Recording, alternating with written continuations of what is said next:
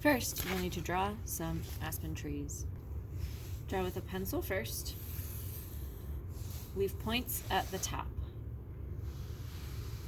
And I'm going to slowly make mine a little bit bigger at the end. Then you add some branches. They point up and out. Fill your whole paper with trees, and then go over that in Sharpie marker.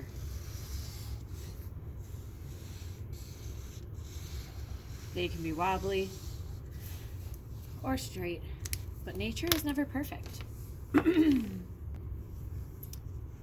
Next, for your trees, you're going to want to paint them like this.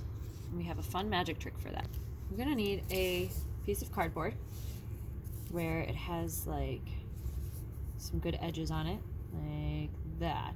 That nice textured part is what's going to give us what we need. So we're going to put a little bit of black on it, not too much. If it's super globby, it's not going to work very well. So I'm kind of dabbing it off to the side here on a paper towel or in an empty space on your palette.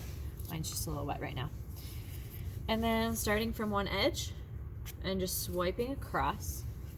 See, that's a little too much paint. That's going to make it really dark. But as I go back and forth, side to side, I'm going to get some like lighter colors from there being not as much paint. Don't forget about the branches.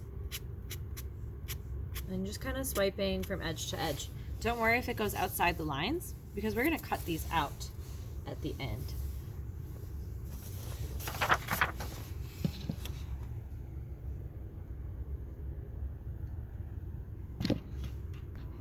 Next, you're going to want to make a background of some sort. To make this one, I started with white in the middle and then tried to gradually fade it into my background color as I went in. So it kind of looks like the moon is glowing in the background. You could also leave a white space at the bottom by drawing a horizon line somewhere, and then leaving that white or painting over it white to make a snowy ground, especially if you want to add any animals that would hang out along the ground and not just in tree branches.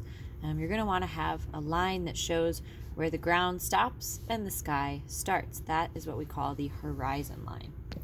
And all that's left to do after that, it would be to cut out our trees very carefully, following the lines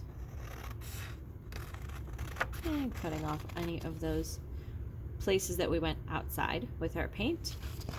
And then we would simply just glue each tree on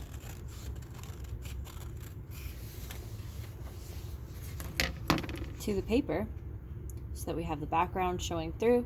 Maybe the trees go all the way to the bottom, so they're going off the page if they're really big, or you can put some trees that are smaller, like this guy, a little higher up on your background.